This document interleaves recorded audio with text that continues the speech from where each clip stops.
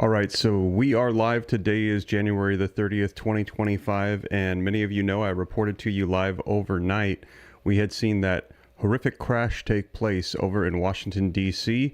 that involved a commercial flight, American Airlines. There was about 60 people on board, and we heard that there were 4 crew members, and it actually collided with a military Black Hawk helicopter that had 3 people on board.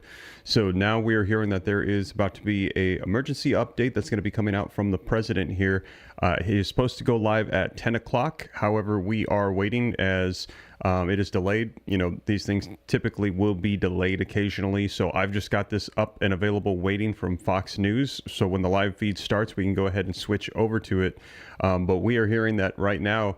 They are saying that they believe there are no survivors, and we're waiting a lot of information to come in. And a lot of people are very concerned as well. I've heard a lot of people vocalize this, the concern over, hey, what happened here? Was this just a major miscommunication, or is there something else involved? People saying that they really would like to see a whole lot of details here. Let me know your thoughts in the comments. Do you think that this was a mishap, or do you think there's something more involved here? Let me know. If you think that there's something strange here, it just seems very suspicious, put a 1. If you think that this was just really poor communication and that this was an unfortunate event that unfolded, put a 2. Let me know your thoughts in the comments. But like I said, this terrible incident that happened overnight. Let me go ahead and share with you some video footage updates while we wait. Now, as soon as the live feed starts playing, I'm going to jump over so we can hear what the president has to say. But I also am going to play for you this video footage coming out here.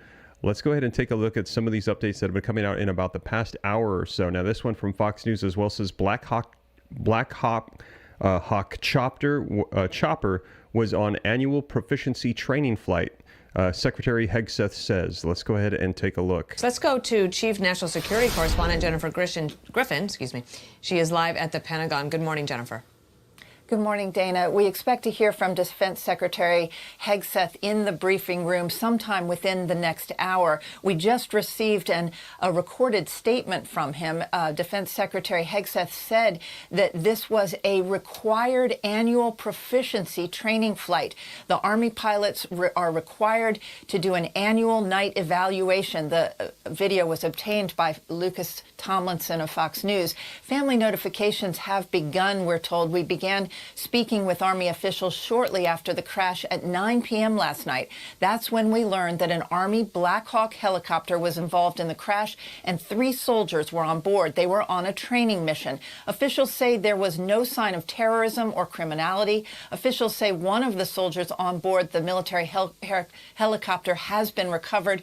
These were experienced Army pilots, we're told. National Security Advisor Mike Waltz spoke from the White House this morning and raised an important issue, suggesting one of the questions that will be asked: were the pilots using night vision at the time of the crash? This was a routine training flight. As you know, a Black Hawk typically has 2 pilots. In this case, it was, and I can tell you it was an officer and a warrant officer. They tend to have a lot of experience. And then you have an enlisted crew chief in the back. We have learned that there was night vision capability on board the aircraft. Again, whether the pilots were using it at the time, we don't know. There was nothing unusual about the flight paths of either aircraft, we're told. There are designated corridors for these military helicopters in the D.C. area. The Black Hawk helicopter took off from Fort Belvoir, Virginia, which is where these helicopters are based, about 14 miles outside Washington, D.C. You often see military aircraft flying in and around the Pentagon, ferrying senior military officials or practicing for routine missions in the skies above the Capitol. The Army issued the following statement, quote, while performing a training mission, a United States Army UH-60 Black Hawk helicopter from Bravo Company, 12th Aviation Battalion, Davison Army Airfield, Fort Belvoir, Virginia, collided in midair with an American Airlines Bombardier CRJ-700 regional jet, Flight 5342, last night at Ronald Reagan Washington National Airport. This was a standard UH-60 Black Hawk, a 4-blade, twin-engine, medium-lift utility military helicopter manufactured by Sikorsky. It can carry up to 15 people, including 2 pilots, 2 crew chiefs, and 2 rescue specialists. Defense Secretary Hegseth, again, we expect to hear from him within the next hour. We also have a recorded statement that he made just moments ago. Here it is. It was an annual proficiency training flight. We do know on our side who was involved. It was a fairly experienced crew and that was doing a required annual night evaluation.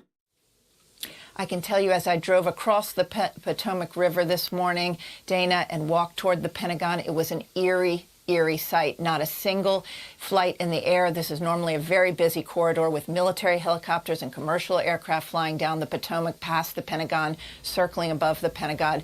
The last time it was this quiet in the skies over Washington, D.C. was after 9/11. There you have it, you guys. So that is some more details as to what unfolded overnight with that crash. As we saw, they said it was a military Black Hawk chopper that had experienced individuals. They said that it was very odd, and they also said that it hit a commercial flight with about 60 people on board. Now let's go ahead and take a look at this update as well. DC officials to give crash updates, and also we are waiting for the live feed right now from Fox News to see when Donald Trump is going to be speaking, addressing the nation with more information regarding the crash. There's going to be a press briefing here on this emergency situation that unfolded overnight, and I covered it for you guys live, but we're getting more information. Let's go ahead, and see what else they have to say. Let's bring in John Roberts now. He's on the scene, getting set to host America Reports, but helping us out this morning. He knows the area, knows the routine, knows aviation. So John, there are some reports that even overnight they were pulling out some bodies. Have you been able to confirm anything like that? We have not heard reports from police where I am yet. I mean, that's probably what the situation is. The emergency services launch into action so quickly when something like this happens. Remember, a little more than a week ago, there was a car accident on the Arlington Memorial Bridge. A pickup truck went off the bridge and into the Potomac River, and divers were on the scene within a number of minutes. So when something like this happens, they're always prepared for the worst and to respond to it. There are so many police agencies around here. The Coast Guard is just a little bit up the way. We see the Coast Guard helicopters flying here all the time. So they are well equipped to respond to an emergency like this. But it's still such a shock to the system here in Washington, D.C. that something like this happens. It was back in 1982, the last time that a plane went down in the Potomac River. You'll remember the Air Florida flight. And so much going on today in D.C. as well, with confirmation hearings for the FBI director nominee, Kash Patel, Tulsi Gabbard as well for ODNI. Those hearings, as we understand, are going to go ahead today because, as Tom Cotton was saying, as Sean Duffy was saying, it really drives home the importance of the president having his national security team and all of his support staff and advisors in place. Because when you've got to respond to something like this, you want to make sure that you've got your team in place. Sure. Now, as for how this happened, you heard Lucas Tomlinson talking about it a little bit earlier. These planes come in and out of Reagan all day. They do share airspace, a very crowded airspace, with a lot of official helicopters as well, whether they be Army. Park Police helicopter came over us just a little while ago. Again, the Coast Guard is flying here. We always see the President's Marine One helicopters training out of Joint Base Bolling.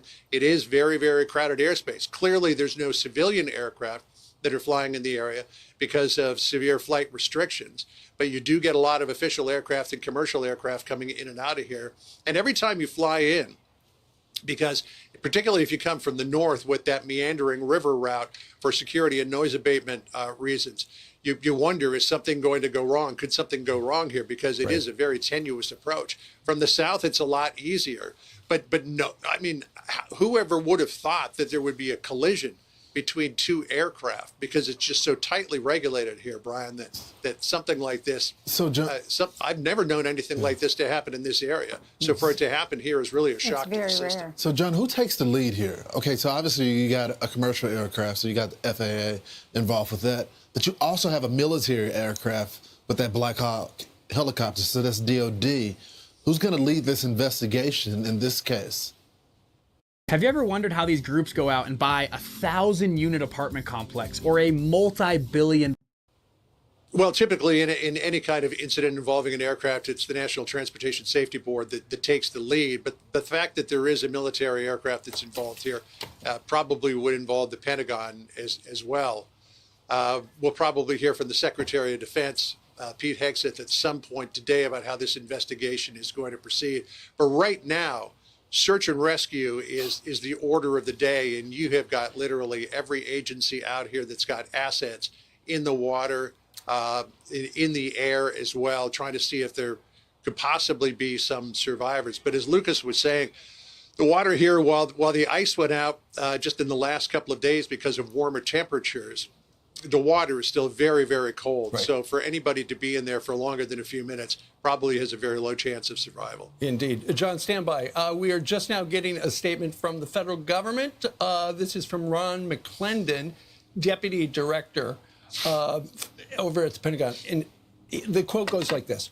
While performing a training mission, a United States Army UH-60 Black Hawk helicopter from Bravo Company, 12th Aviation Battalion, Davidson Army Airfield, Fort Belvoir, collided in midair with an American Airlines Bombardier CRJ 700 regional jet flight 5342 last night at Ronald Reagan Washington Airport. The FAA, NTSB, and the U.S. Army will investigate. The NTSB will lead the investigation. That answers your question right there, Lawrence. We are working with local officials and will provide any additional information once it becomes available. John, as somebody who has been on that river a lot, we're looking at some of the small boats that are patrolling the area looking for stuff. And right in the middle, it looks like debris. We see a couple of different patches of stuff that looks like it could actually be part of the plane or part of the chopper. How deep is the water there? Well, here's what I can tell you. That there's a big sort of alluvial fan area that comes off of the eastern side of the airport. And the water there is anywhere between 3 and 12 feet deep. There's a ship channel on the far eastern side that's 31 feet deep. But it's very, very shallow water in there, and it's very muddy as well.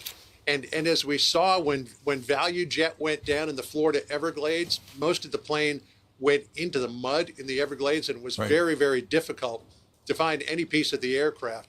Anything that came down hard, and this plane was 300 or 400 feet in the air, so it would have come down hard, may have gone actually through the shallow water and into the mud and is stuck there. So I can't say whether that's debris from the aircraft. There's a lot of stuff that floats down this river, particularly as the ice breaks up.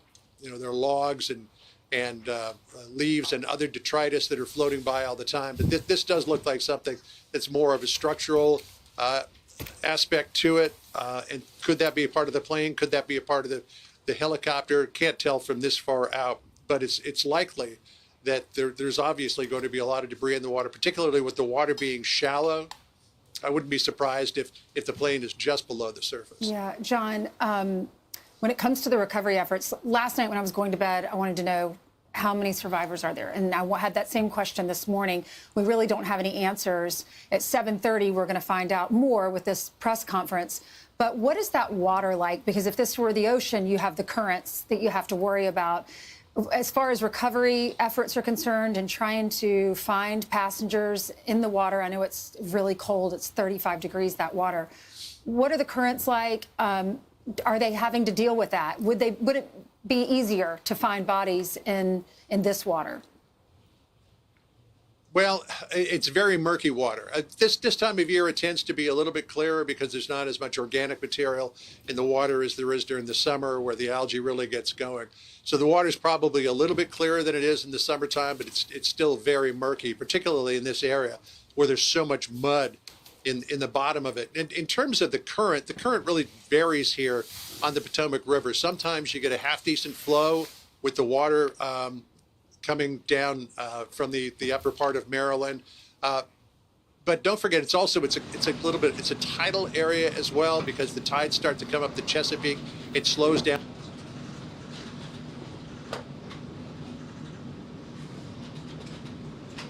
All right, it looks like we are live. We're about to watch President Donald Trump address the nation as to what has been ongoing overnight.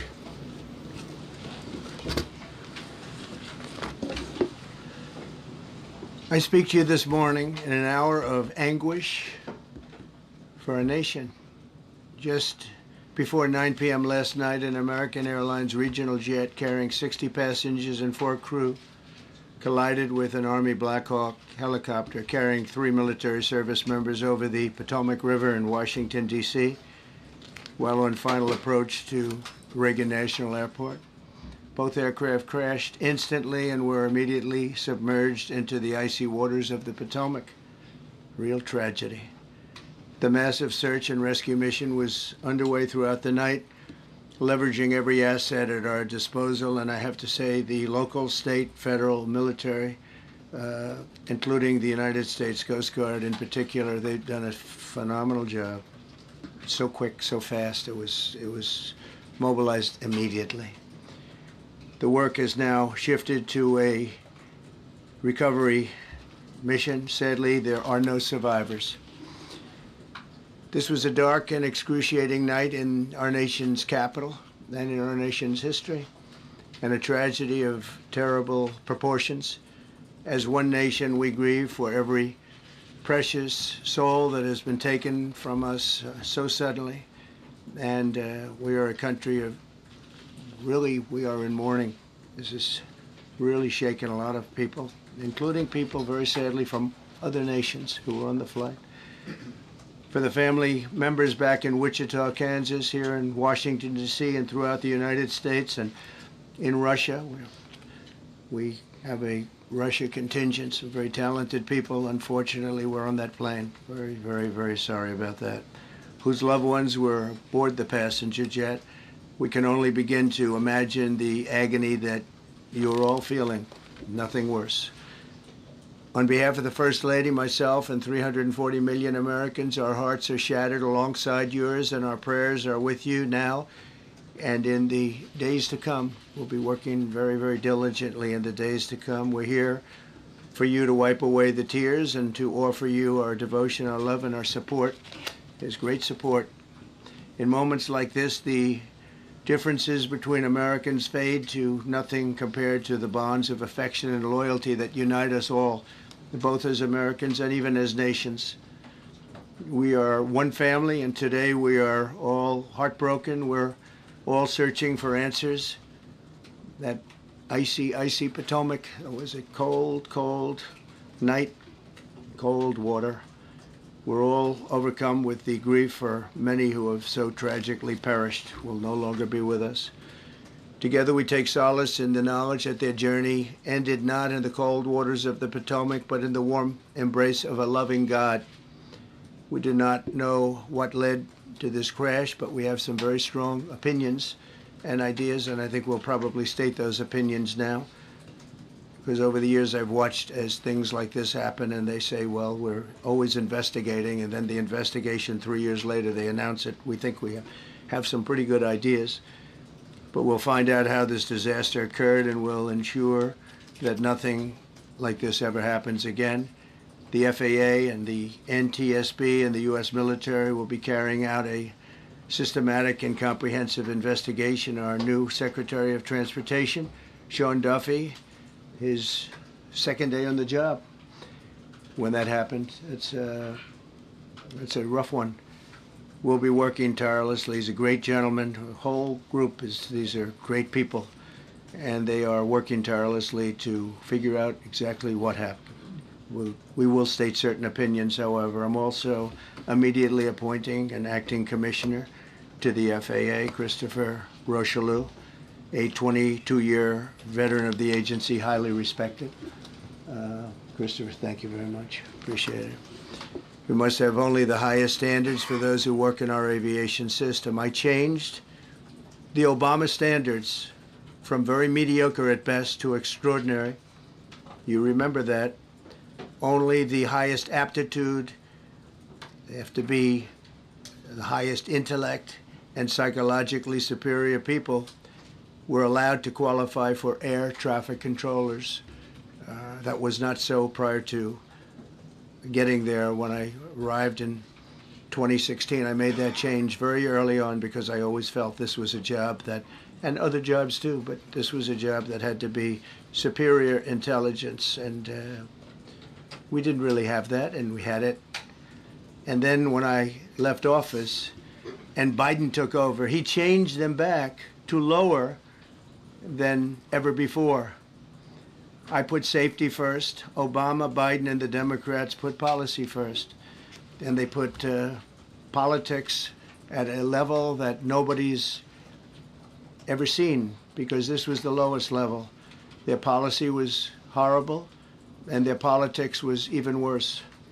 So as you know, last week, long before the crash, I signed an executive order restoring our highest standards for air traffic controllers and other important jobs throughout the country. So it was very interesting. About a week ago, almost upon entering office, I signed something last week that was an executive order, very powerful, on restoring the highest standards of air traffic controllers and others, by the way. Then my administration will set the highest possible bar for aviation safety. We have to have our smartest people. It doesn't matter what they look like, how they speak, who they are. It matters intellect, talent, the word talent. They have to be talented, naturally talented geniuses. You can't have regular people doing that job. They won't be able to do it. But we'll restore faith in American air travel. I'll have more to say about that. I do want to point out that various articles that appeared prior to my entering office, and here's one.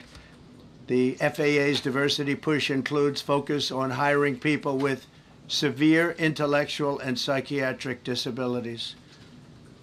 That is amazing.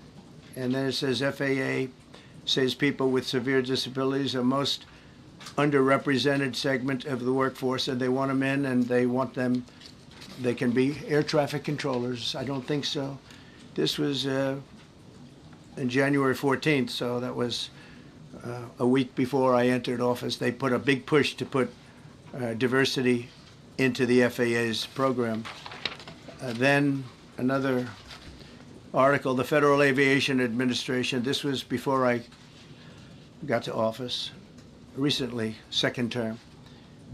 The FAA is actively recruiting workers who suffer severe intellectual disabilities, psychiatric problems, and other mental and physical conditions under a diversity and inclusion hiring initiative spelled out on the agency's website. Can you imagine? These are people that are, I mean, actually, their lives are shortened because of the stress that they have. Brilliant people have to be in those positions, and their lives are actually shortened, very substantially shortened, because of the stress, where you have many, many planes coming into one target, and you need a very special talent and a very special genius to be able to do it. Targeted disabilities are those disabilities that the federal government, as a matter of policy, has identified for special emphasis in recruitment and hiring.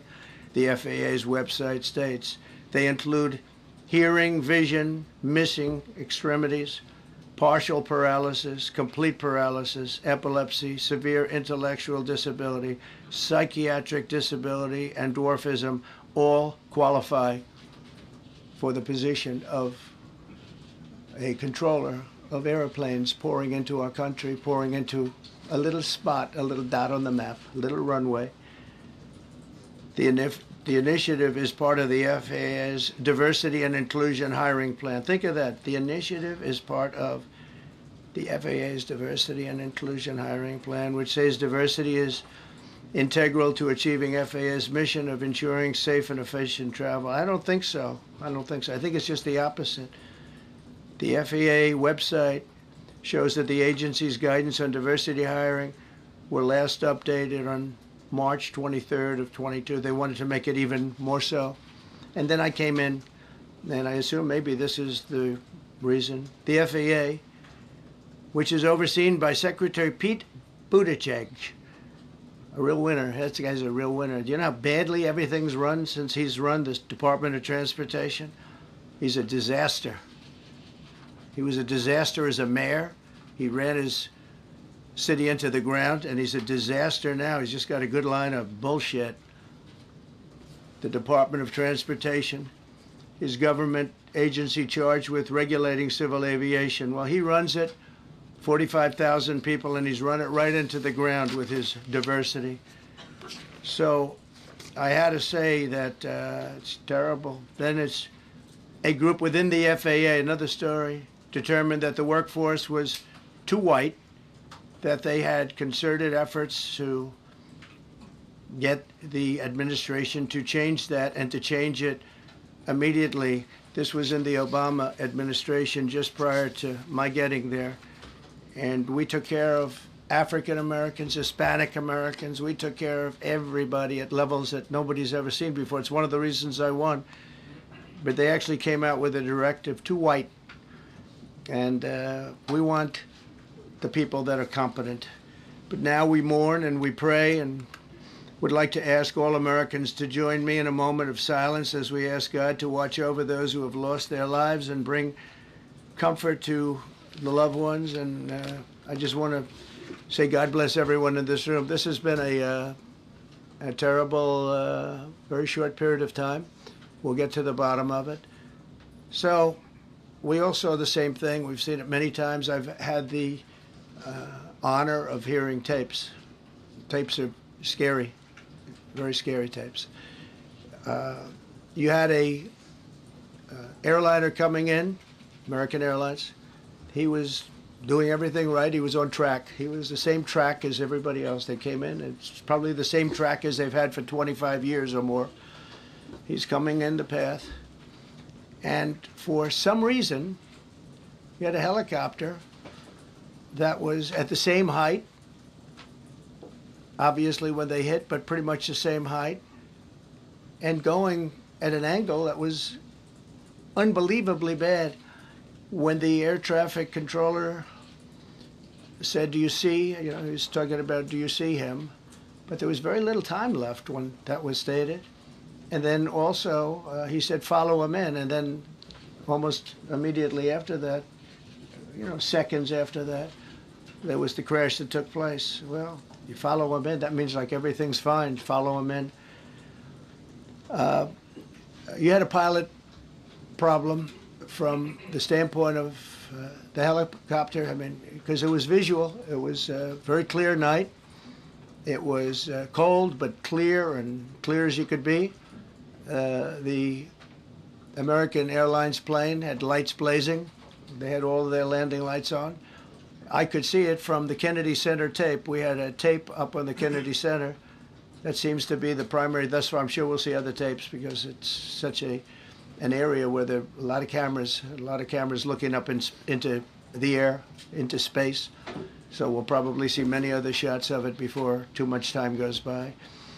But we had a situation where you had a helicopter that had the ability to stop. I have helicopters. You can stop a helicopter very quickly. It had the ability to go up or down. It had the ability to turn. And the turn it made was not the correct turn, obviously. It did somewhat the opposite of what it was told.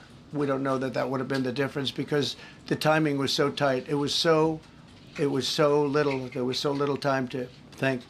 But what you did have is you had vision. The helicopter had vision of the plane because you had vision of it all the way, perfect vision of it all the way from at Kennedy Center where the tape was taken. And for some reason, there weren't adjustments made. Again, you could have slowed down the helicopter substantially. You could have stopped the helicopter. You could have gone up. You could have gone down. You could have gone straight up, straight down. You could have turned. You could have done a million different maneuvers. For some reason, it just kept going and then made a slight turn at the very end, and by that time it was too late. They shouldn't have been at the same height, because if it wasn't the same height, you could have gone under it or over it, and nobody realized, or they didn't say that it's at the same height. At the same height, it still wouldn't have been great, but you would have missed it by quite a bit. It could have been 1,000 feet higher. It could have been 200 feet lower. But it was exactly at the same height, and somebody should have been able to point that out. So all of this is going to be studied, but it just seems to me, from a couple of words that I like to use, the words common sense, some really bad things happened, and some things happened that shouldn't have happened. So you had a helicopter going in an identical direction. You had a helicopter that was at the exact same height as somebody going in essentially the opposite direction. You had a plane that was following a track, which is a track that every other plane followed. And I don't imagine, I know I've heard today that they might have been following the preceding plane, which was pretty close, but not that close, the preceding plane. But you wouldn't have even been able to see that because of the direction that the helicopter was coming in at. So you had a confluence of bad decisions that were made. And you have people that lost their lives, violently lost their lives. We're going to take a few questions. I'd like to ask our new Secretary of Transportation to say a few words. Sean Duffy, a great gentleman, just started. It's not your fault, and I know you agree with me very strongly on intellect and even psychological well-being of the air traffic control. It's such an important position, and I think I can't emphasize stronger. I changed it when I first ran in 2016. I changed it. We had the highest standard that you could have. And then they changed it back. That was Biden, to a standard I read it to you. That was from one of your papers. One of the people in this room actually wrote that. And then I changed it back a few days ago. And unfortunately, that was, we'll see.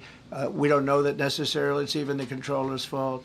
But one thing we do know, there was a lot of vision, and people should have been able to see that, at what point do you stop? At what point do you say, wow, that plane's getting a little bit close? So this is a tragedy that should not have happened. Please, sir. Thank you, Mr. President. And I would just note the President's leadership has been remarkable during this crisis. We have had a whole of government response, local, state, federal.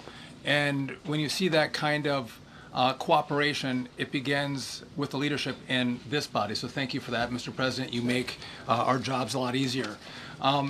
You made an important point that when we deal with safety, we can only accept the best and the brightest in positions of safety that impact the lives of our loved ones, our family members.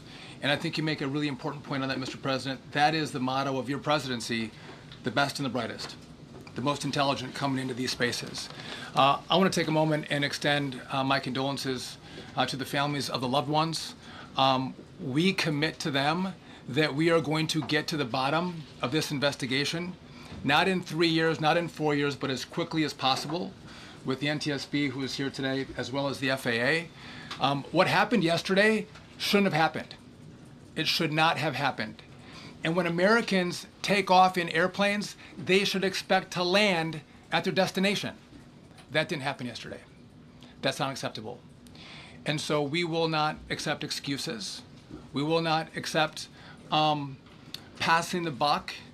We are going to take responsibility at the Department of Transportation and the FAA to make sure we have the reforms that have been dictated by President Trump in place to make sure that these mistakes do not happen again.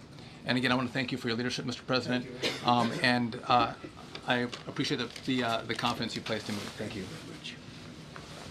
Pete, would you like to say something? Well, thank you, Mr. President. Again, I want to echo what the Transportation Secretary said about your leadership. From the moment we found out about this, we were in contact with the White House trying to determine exactly what happened. I would echo it as well. No excuses. We're going to get to the bottom of this. We first and foremost, from the Defense Department, want to pass our condolences to the 64 souls and their families that were affected by this. Never should happen. And certainly the 3 service members, the 3 soldiers, a young captain, staff sergeant, and a CW2, Chief Warrant Officer, on a routine annual retraining of night flights on a standard corridor for a continuity of government mission. The military does dangerous things, it does routine things on the regular basis. Tragically, last night, a mistake was made, and I think the president is right. There was some sort of an elevation issue that we have immediately begun investigating at the DoD and Army level. Army CID is on the ground investigating. Top-tier aviation assets inside the DoD are investigating, sir, to get to the bottom of it so that it does not happen again, because it's absolutely unacceptable. But I want to echo what the Transportation Secretary and you, Mr. President, said, because it pertains to the DoD as well. We will have the best and brightest in every position possible. As you said in your inaugural, it is colorblind and merit-based. The best leaders possible, whether it's flying Black Hawks and flying airplanes, leading platoons, or in government. The era of DEI is gone at the Defense Department, and we need the best and brightest, whether it's in our air traffic control, or whether it's in our generals, or whether it's throughout government. So thank you for your leadership and courage on that, sir, and we'll stand by you on it. Thank you. Very much. JD, please. Well, thank you, Mr. President, for your leadership. I just want to reemphasize something the President said, and you've heard from the Secretary of Transportation and of Defense. There really was a whole of government response. We were all on the phone. We were all communicating yesterday, trying to get to the bottom of this immediately, but also try to communicate with the American people about what happened. Something the President said that I think bears reemphasizing, which is that when you don't have the best standards in who you're hiring, it means on the one hand, you're not getting the best people in government, but on the other hand, it puts stresses on the people who are already there. And I think that is a core part of what President Trump is going to bring and has already brought to Washington, D.C. is we want to hire the best people because we want the best people at air traffic control, and we want to make sure we have enough people at air traffic control who are actually competent to do the job.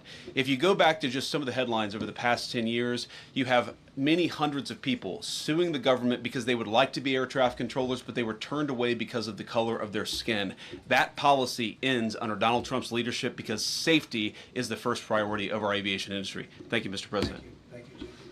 Mr. President, on DEI and the claims that you've made, are you saying this crash was somehow caused and the result of diversity hiring? And what evidence have you seen to support these claims? It just could have been. We have a high standard. We've had a much higher standard than anybody else. And there are things where you have to go by brain power, you have to go by psychological quality. And psychological quality is a very important element of it. These are various very powerful tests that we put to use, and they were terminated by Biden. And Biden went by a standard that's the exact opposite. So we don't know, but we do know that you had two planes at the same level. You had a helicopter and a plane. That shouldn't have happened.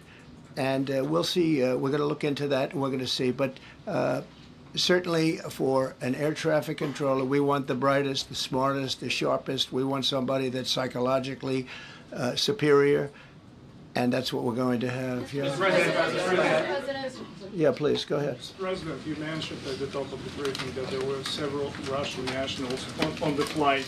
Yes. Will the U.S. government be willing to facilitate the transfer of their remains, considering the fact there is no direct air travel between the two countries? We've already been in contact with Russia, and the answer is yes, we will facilitate. Yes. Mr.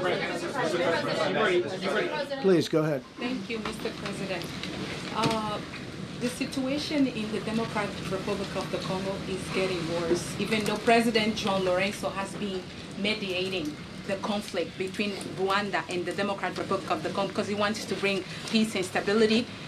The situation is really bad right now. I want to hear from Ms. President if you have any plan in the future to bring peace in the Democratic Republic of the Congo. There has to be a question about Rwanda, and it is a very serious problem, I agree, but I don't think it's appropriate right now to talk about it, but it is a very serious problem. Mr. President. We don't even yet know the names of the 67 people who were killed, and you are blaming Democrats and DEI policies and air traffic control and seemingly the member of the U.S. military who was flying that Black Hawk helicopter. Don't you think you're getting ahead of the investigation right now? No, I don't think so at all. I don't think with the names of the people, you mean the names of the people that are on the plane? You think that's going to make a difference? Does it comfort their families They to are hear you a blaming group of DEI people that have policies? lost their lives. If you want a list of the names, we can give you that. We'll be giving that very soon. We're in coordination with American Airlines. We're in coordination very strongly, obviously, with the military. But I think that's not a very smart question. But are you I'm blaming- surprised coming from you. Are you blaming Please. Thank Please. you. Thank you, President Trump. Thank you for being here. Based on your analysis so far, do you have a sense of who is at fault, if it was the plane, the helicopter, air traffic control, and can you assure people that it is safe to fly in and out of D.C.? Well, I've given you the analysis, and the analysis was it was based on vision. You had a lot of people that saw what was happening. You had some people that knew what was happening. There was some warnings, but the warnings were given very, very late. You know, those warnings were given very late. It was almost as they were given. A few seconds later, there was the crash. It should have been brought up earlier. But the people in the helicopter should have seen where they were going.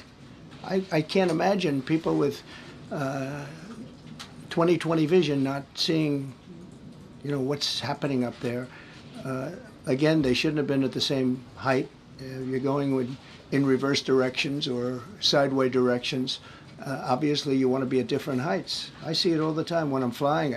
You have planes going in the opposite. They're always lower, we're higher, or they're...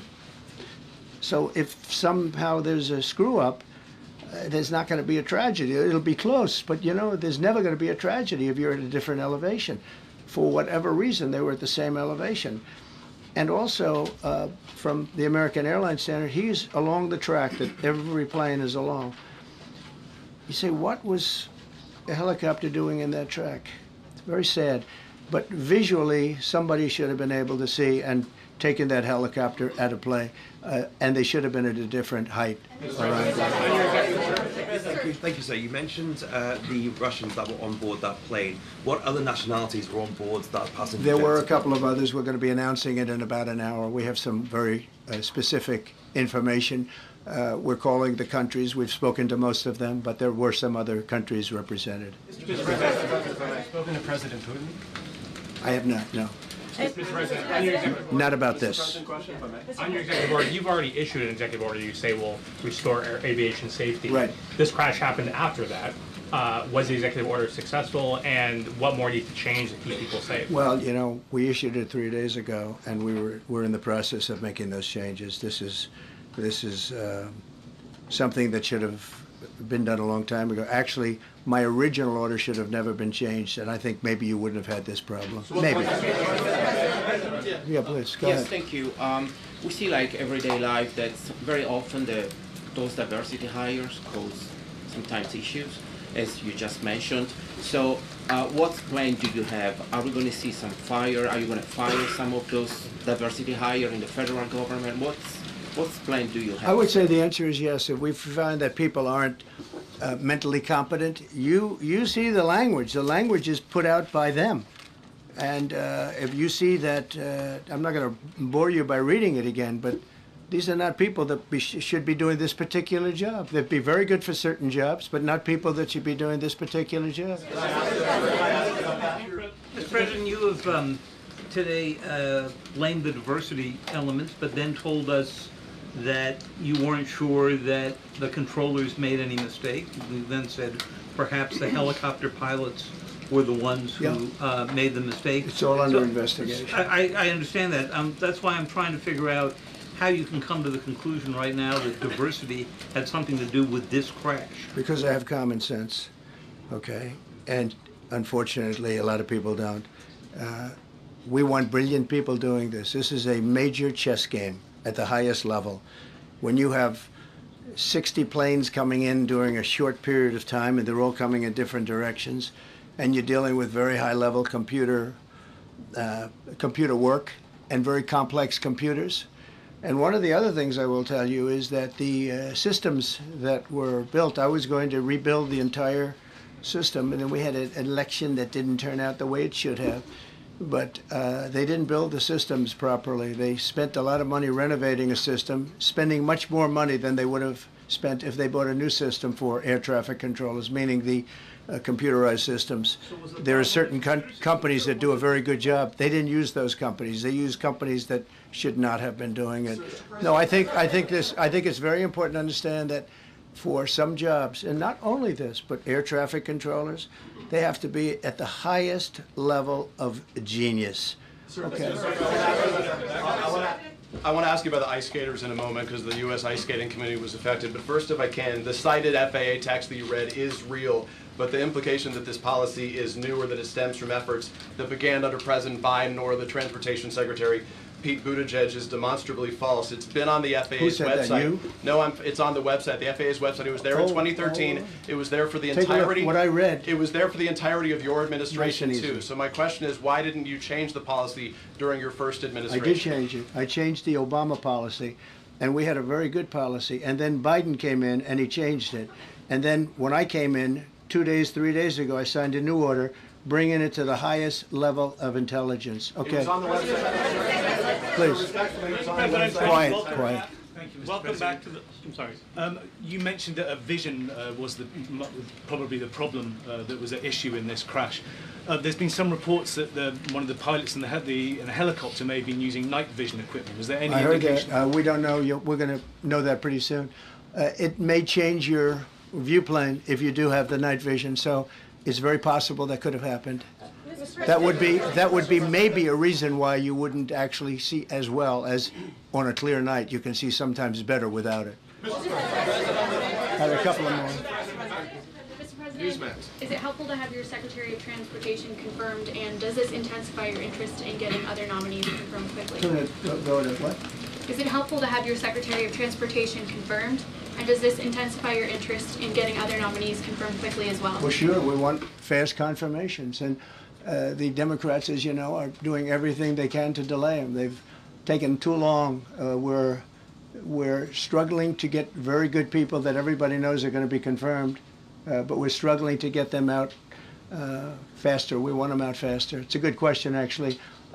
We've been pushing Sean. Everyone knows Sean for a long time. He got many, many Democrat votes, but they want to take as long as they can. They ask questions like some of the questions that Peter would ask that were totally irrelevant and not very good questions, but they want to just keep it going. They want to keep it going as long as possible. I was very honored, actually, that you got so many Democrat votes. That was really good. That was really good. When I apply to meet with the families, and second question, is it your impression that military training that was done during that time? The what? The training that the helicopter was involved in. Is it anything you can tell us about You that? don't know. These are the things that will come up with the investigation. You don't know. But the helicopter obviously was in the wrong place at the wrong time, and a tragedy occurred. Please. Thank you, Mr. President. I've got a question about the... No, go ahead, please. Thank you, Mr. President. You've been critical of the current regulations, and you've called for big reforms at FAA. I'm curious, sir, I made the reforms, actually. What is your message? 3 days ago, I made them. Yes, sir. What is your message then to the American public in the weeks and months ahead? Should they feel hesitant to fly? And if you could clarify perhaps something that the Defense Secretary said when he said that this helicopter was on a continuity of government mission? I don't know what that refers to, but they were practicing. They do that. They call it practicing, and they were, and that's something that should be done. It's only continuity in the sense that we want to have very good people, and that has to be in continuity, and that's what they refer to. But it was basically practice, and it was a practice that worked out very, very badly. Okay.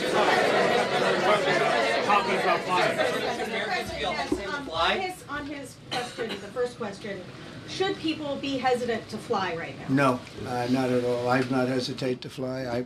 This is something that it's been many years that something like this has happened, and the collision is just something that we don't expect ever to happen again. We are going to have the highest level people. We've already hired some of the people that you've already hired for that position long before we knew about this. I mean, long before. From the time I came in, we started going out and getting the best people because I said it's not appropriate what they're doing. I think it's a tremendous mistake. You know, they like to do things and they like to take them too far, and this is sometimes what ends up happening. Now, with that, I'm not blaming the controller. I'm saying there are things that you could question, like the height of the helicopter, the height of the plane being at the same level and going in opposite directions. It's not a positive. But no, we're already hiring people. No, flying is very safe. We have the safest flying anywhere in the world, and we'll keep it that way. Thank you all very much. Thank you very much, everybody. There you have it, you guys. President of the United States, Donald Trump, doing a press briefing regarding what unfolded last night with the D.C. plane crash and with the military helicopter. Now, let me go ahead and actually share with you guys some more video footage that's come out, as we've heard that they are pulling bodies out of the water. If you'd like to see this, I'm going to switch this over to this as well. So let me go ahead, though, and stop this live feed so that way it is not taking up space. And let's go ahead and let's play this so that way we can see the latest on this. National Security Advisor and U.S. Army veteran Michael Waltz joins us now. Michael, it's good to see you, brother. Unfortunately, it's under these circumstances. Your top-line thoughts on this crash? I know as a door kicker, you have been in many of these aircrafts before. How does something like this happen? Yeah, thanks, Lawrence. Look, this is a terrible tragedy. I know I can speak for the president and that our heart is broken. But at this point, we are all hands on deck. And I can tell you that he was updated throughout the night. As you know, Secretary Duffy was on the scene. NTSB was on the scene. We spoke with Mayor Bowser. I spoke with Governor Youngkin. This is, again, all hands on deck, from the Park Service to the Coast Guard to local, both state and local responders, the airport recovery services. And I've also spoken with the military. And to answer your question, Lawrence, this was a routine training flight. As you know, a Black Hawk typically has 2 pilots. In this case, it was, and I can tell you it was an officer and a warrant officer. They tend to have a lot of experience. And then you have an enlisted crew chief in the back. So we'll let the investigation unfold as what happened. But you know, our hearts go out to the families. American Airlines and their CEO has also been in touch for all of those notifications. And then, you know, finally, God bless those Coast Guardsmen and those rescuers, those park police that are down in those frigid waters, you know, making sure that we don't have, they're doing everything they can to make sure we don't have a fuel spillage, and they've recovered now over 30 bodies. Yeah, and Michael, what adds to the calculus regarding trying to figure out what happened, you know, this airplane, this American Eagle, Airlines Eagle flight from Wichita was coming in over the water, which at night it's dark. You don't really see how far up you are. You can see the lights in the distance, and it looks like the chopper just came in from the side. I don't imagine there is any spot on Earth that is going to have so many records of what went on in the sky before that, because everything is being tracked. Given the fact that you're at the White House and they've got all sorts of sensors to see if anything's flying at the White House. And it's the same thing down there by where the crash occurred. It's close to the Pentagon. So many sensitive sites, so much. There's going to be a gigantic digital trail. I think there will be, although, you know, pulling all of that together may take a little bit of time, because it is various agencies that are involved. You know, Brian, one of the questions, excuse me, Steve, one of the questions that I have is, you know, were the pilots under night vision? Were they not? You know, those are things that the investigators will have to, you know, we'll have to determine. And you know, at this point, we are on monitoring. We are making sure everyone has the resources. I sent one of my senior staff from the National Security Council to the D.C. Emergency Operations Center to make sure those local, state, and federal resources are all integrated and are coordinating and doing the best we can to recover this site. About 4 a.m. this morning, unfortunately, we transitioned from response to recovery. Oh, wow. Does that mean everyone? That's what involved? it's looking like. That's what it's looking like at this point. Do you know how long it will take to find out what happened? I know they've recovered one of the black boxes at least. That's what Lucas was saying. He's there on the ground. How long would it take? I don't have a direct, or definitive timeline at this point. Again, Secretary Duffy is on the ground. NTSB is got on the ground very quickly. Right. And they will unpack all of this from the digital footprint, the radar track, what we know from GPS movements, exactly what the Black Hawk pilots were saying, doing, and seeing, and their flight trajectory. Obviously, there's a huge piece here with the air traffic controller and what they saw in those last moments and the instructions that they gave. So we'll pull all of those together from those various agencies. Part of our job here is to coordinate all of that and then to keep both the president, the vice president, and all of the senior folks in the administration informed. Just so people know what the Black Hawk looks like, it's got 4 blades, twin engines, medium lift utility military helicopter. It's a modified version developed for the U.S. Navy, Air Force, and Coast Guard. It carries 15 people, including 2 pilots, 2 crew chiefs, and 2 rescue specialists. 3 U.S. Army soldiers were on board during the crash. Now, right away, Michael, people are looking at this and saying, Sean Duffy had the job for a couple hours. Now he's on the scene with a windbreaker on, and he's got to assess it. And then you have an OMB director who can't even get a vote, who would have certainly helped with that executive order 2 days ago. And wouldn't it be great to have a DNI in place ahead of time? You just now got a Secretary of Defense. He, 48 hours on the job, is offering out statements and procedures. There's got to be more of an urgency in the Senate to get your people confirmed. How do you do that?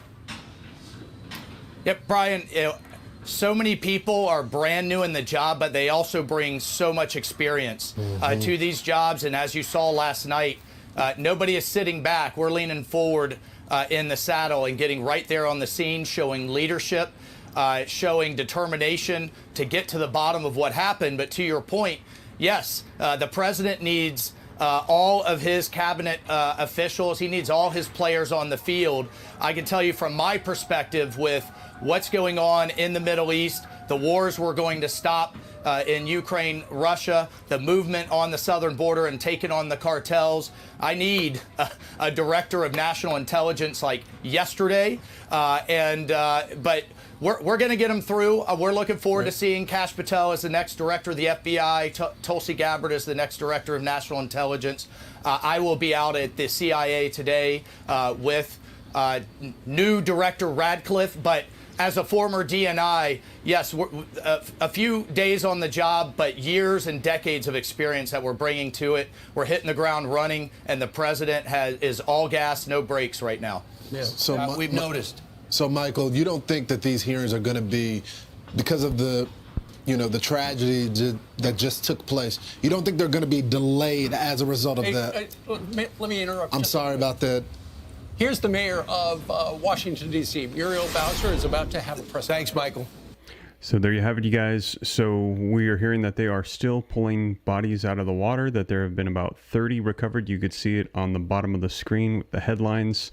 As they were saying, over 30 bodies have been recovered. They are still recovering right now. They said that this was search and rescue that was switched to recovery as of this morning. They're saying no survivors. And we just saw live a little while ago the press briefing that was held by the president. Now, they said investigations are still underway. One of the things that the president clearly stated during this was that they heard the air traffic control communications that took place, and they said essentially that it was they believe a fault of the air traffic control, that there was not enough time that was given to provide information to the plane and to the helicopter. And they also suggested that DEI could have been involved in this, that the air traffic controller that was giving directions might have been a DEI hire. Now, there was not confirmation on that, just simply he said it could have been that situation, and that they felt like this was one of the areas where the Biden administration had been pushing to have diversity, equity, inclusion. And he had mentioned individuals with disabilities and various other issues. And he had said, listen, this is a very important role. Doesn't matter what your background is, what color your skin is, or any of these things. We need to have the most qualified, sharp, intelligent people in those positions, regardless of their background or where they come from. We need the best hires for this because this is, excuse me, this is such an important, vital role. And he said people have lost their lives as a result of somebody being in a position that was not competent to take this on as a air traffic controller. They said investigations are still underway, but these are the words that we heard from the President of the United States just a little while ago.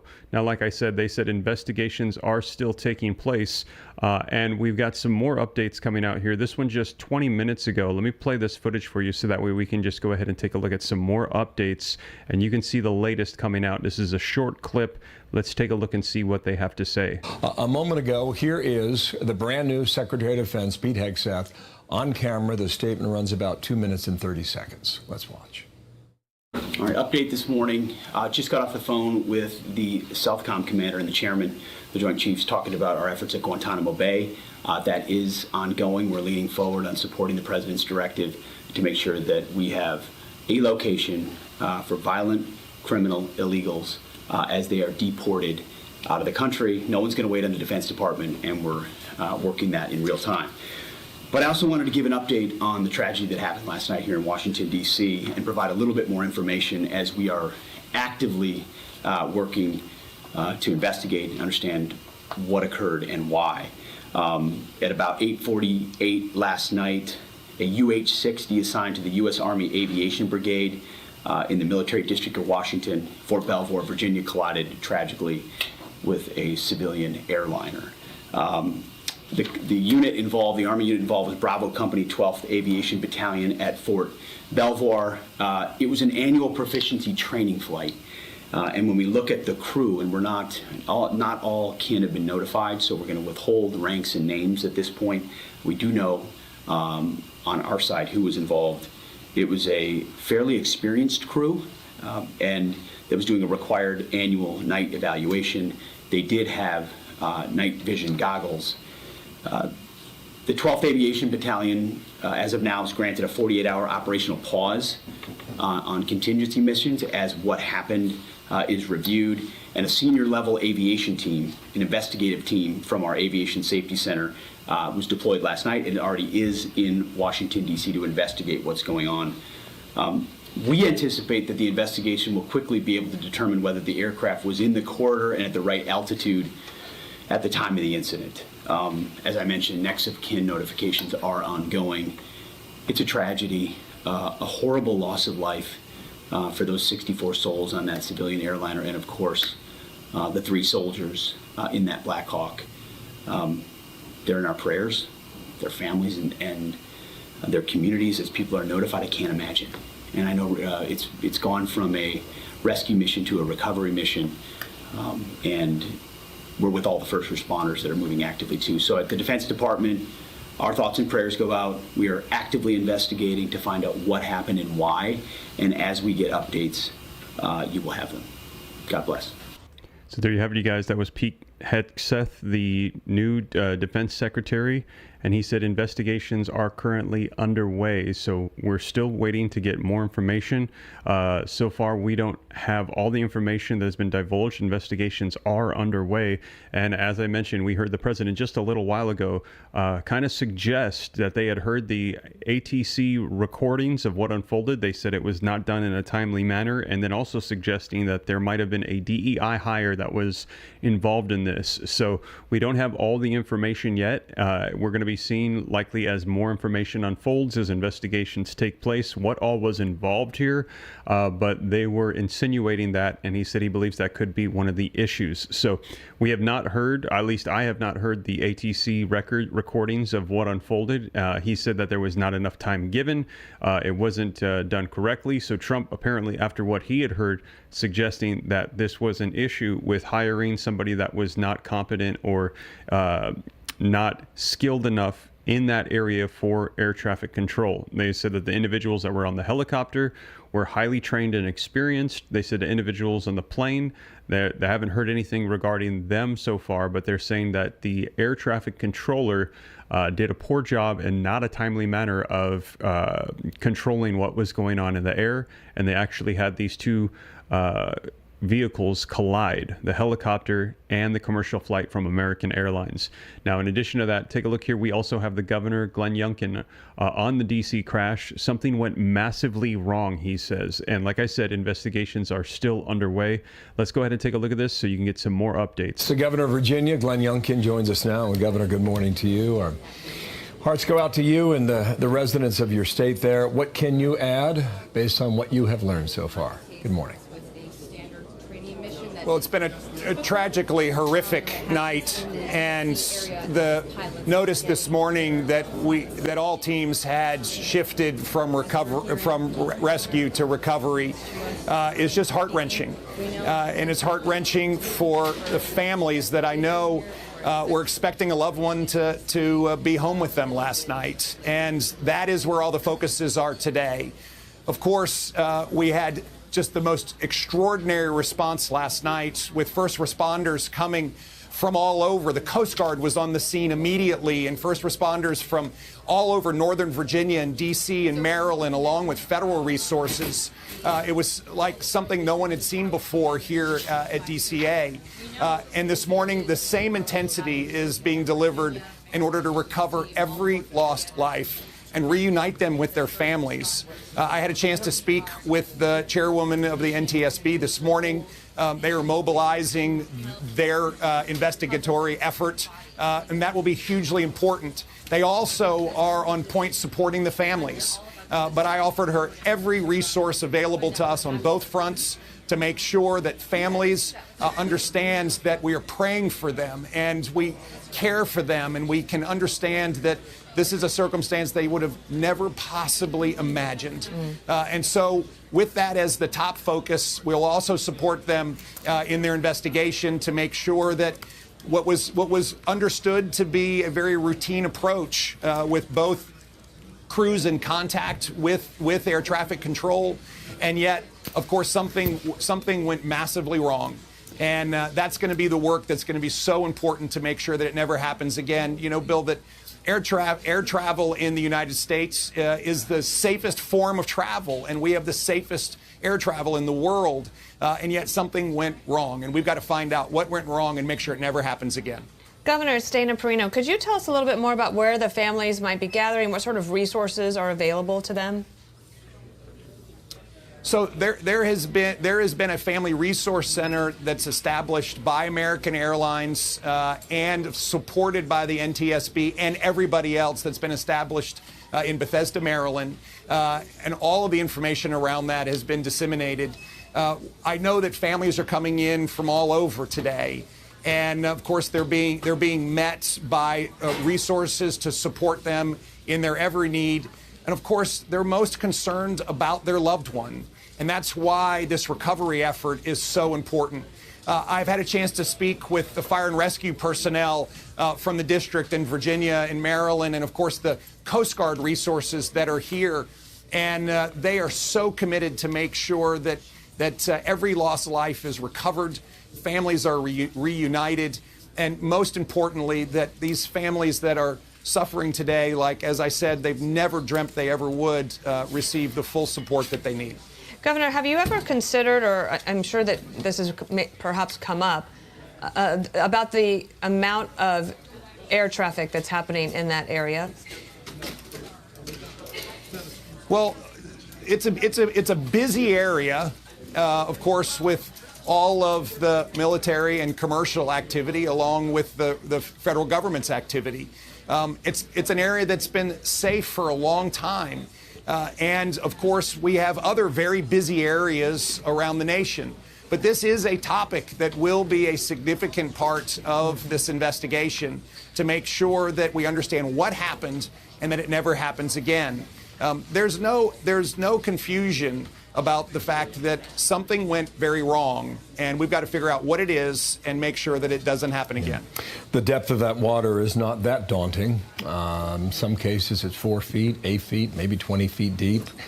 Do you have any reason to think that all the bodies will not be recovered right now, Governor? We are praying that that will not be the case. My understanding is that American Airlines Flight 5342 inverted in the water, that it did break into multiple pieces, and so that makes the recovery efforts challenging. But having spoken to the amazing men and women that are at work today, they are so committed to make sure that they are successful in their duties and responsibilities today to recover every single lost life. Governor, is there anything else that you would want to say to the families? I mean, I'm sure everything is happening right away, but I was touched by Lily Wu. She is the mayor of Wichita, Kansas, and one of the things she's going to do today is to hold a prayer service at City Hall for everybody to gather. She said all are welcome, and no doubt that's going to be an important moment for that community that will be grieving for a long time to come. It is. I spoke with the governor of Kansas last night, and she, like me, was in a state of shock. The connectivity between Wichita and D.C. by a flight is a lot more than just air travel, and therefore we will be grieving with these families together. And this kind of community support, national support for families that, as I said, were introduced to news that they could have never possibly imagined. This is a moment for us to pray for them, to support them, and to make sure that they understand that we are with them at this great time of terrible, terrible tragedy. Governor. There you have it, you guys. That was Governor Glenn Youngkin on the D.C. crash. And we also just heard from the president just a little while ago. Updates as we saw this horrific crash unfold overnight. Now, they are still investigating it. We're going to be seeing what unfolds, what they say, as we get more information. And as I mentioned, we saw the president live a little while ago. He alluded to the fact that there might have been recordings that they had heard of the air traffic controller, that they said that there was communications that were not done in a timely manner, and that they think that this was a part of a DEI hire that was not qualified for the position. And they said that we need to have the most intelligent, sharpest, brightest individuals. Doesn't matter what skin color you are, you need to have the highest ranking testing for this, so that way you are qualified. We need to have the sharpest people. And I saw somebody in the comments mention that it doesn't matter the color of your skin. All that matters is that you are the sharpest individual, and I totally agree 100%. It doesn't matter if you are white, black, Asian, Hispanic, whatever background you come from. They want to have the most qualified individuals in there, not just giving out a particular position because there's a lack of a particular group in this particular field. I liken it to if I was going to have a heart surgery operation, I would want the most qualified person. I don't care if they're green or blue or whatever the case. If I'm potentially on my deathbed and I need to have an operation and I know that the best individual for the job is going to get the job done, that's who I want. And I think that's what they're trying to get rid of with these diversity, equity, inclusion hires. Let's just get the most qualified individual in. And if there is a particular group that's overrepresented, so be it. We just want the most qualified individual for the position. And somebody also mentioned this, sometimes stuff just happens even to the most qualified people that there are. And so, but we want to try to minimize anything like this from unfolding. So, but we will see. Again, like, that has not been specified or clarified. It was just alluded to and mentioned in the press briefing. So as more information comes out, though, I'll be sure to share it with you here on the channel. Thank you guys so much for joining me here with the live updates. And like I said, as more comes out, I'll be sure to share, and let us continue to say a prayer for those that have lost loved ones or been involved in this incident. And I will keep you up to date. Now, to stay up to date, don't forget, hit that subscribe button. It's totally free. Make sure you're staying subscribed. Do me a favor if you haven't done so yet, hit that like button. Helps out the channel a ton, and I will continue to keep you up to date here on the channel. But thank you so much for joining me, you guys. I will continue to keep you up to speed on everything, and I will catch you in the next one. Take care. God bless. This is Steve.